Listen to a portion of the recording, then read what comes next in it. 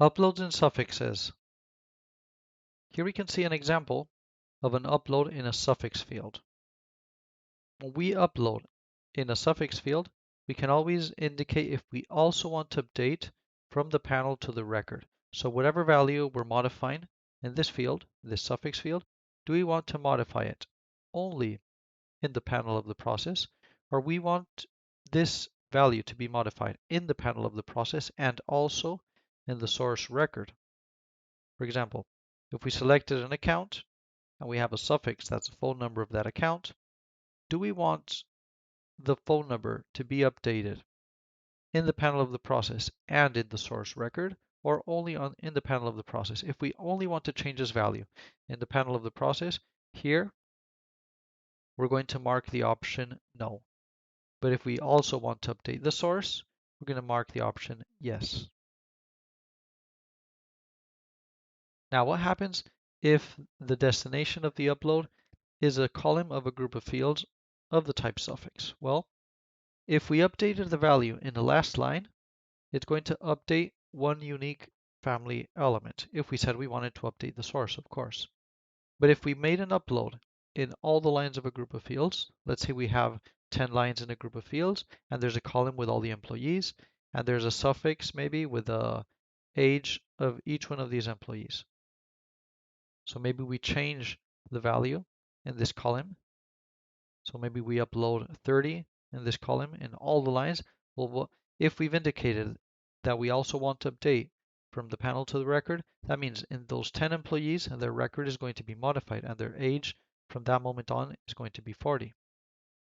Okay, so we can affect, if we're working with a group of fields, we could affect only the value of the last line, all the lines, or if we add a new line, obviously it's only one record. Okay, so it's only going to update one single family element. Here's another interesting option to take into account when we're uploading values in suffixes. This option only appears available when we have an upload in a suffix. If we don't have uploads in a suffix, we're not going to be able to change these parameters. So as it says here, sequential execution means that one upload is going to be performed after the previous one. This option is disabled by default. It's only activated when we select a suffix.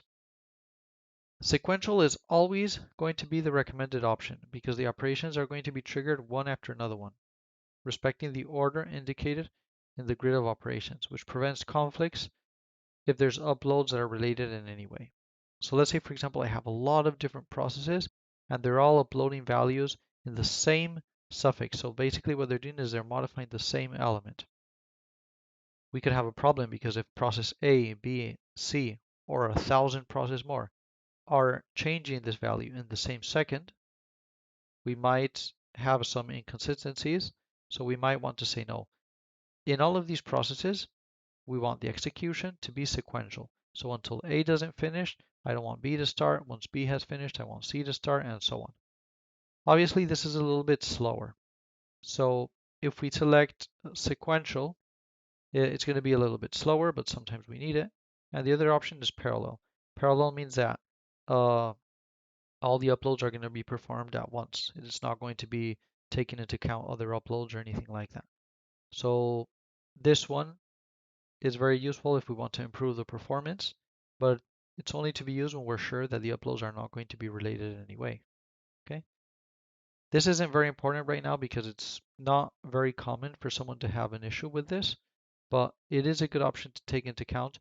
Maybe if in the future we're in a complex project and we have hundreds or thousands of processes updating the same record, or we have a certain system task with a lot of different functions that might be taking a little bit of time. Maybe it's taking half a minute to trigger all of these actions. Well, we might want to take this option into account. Now, the next thing I'm going to do is show you how to use these two different buttons and what they're doing. Okay, so the first thing I'm going to do this time is enter the configuration, okay, where we have here an option that's called update suffixes. This button is going to allow me to update all the suffixes. And besides this option, we also have another option up here where it says update suffixes from the record to the panel when we open the form. And here we have another one that says when we save the form, update the suffixes from the panel to the record. So these are the exact opposite. This means when I open the form, I want to bring all the values from the source records and update the suffixes that I have here in the panel. And this one is the exact opposite. This one says when I save the form, grab whatever values you have in the panel of this record and update the source records. Okay. And finally down here, we have an update button. Basically all it's going to do is going to update all the suffixes. Okay, so let's say how this works. Here I have an employee, and here I have the employee's email. If I enter the record of the employee AP1, I could probably see that this is the email of AP1. But I'm going to show it to you guys right here. So here I can see in the record, this is the email of AP1. autoportal.demo@gmail.com. Perfect. Now, when I enter the form, I can see this was a suffix that was brought in. But let me change it, and I'm going to put here .co.uk, and I'm going to click here on update, and it sets it back to com. Okay, so basically what it's doing, it's saying go to the source and rewrite whatever you have here. Now, I could say I want this to be the other way around. Whatever I have here, I want it to be overriding the source. And that's what this button is going to do. Okay, let me show you the configuration first. I'm going to this button, and here in the system task, it's saying I want to overwrite this suffix, this email suffix, with this value. For example, this is a test@gmail.com. Okay, this could be typed in manually, or I could actually type it in by hitting this button. But anyways, when we upload this value into this suffix, here we're saying that we also want to update the source record. Okay, so here I click on the button. This is an execution, so I'm going to click on the button, and we can see the email has changed. And here we have the source record that we opened. See, obviously it's still open, so it didn't refresh this field. This was the old value we have, but now when I exit and I come back in, oh, we're not updating in the source. It still has the source value. Let me check. Okay, let me see the configuration. So we're updating this value into the suffix, and we're saying we want to update the form panel to the record. Okay, this should be working.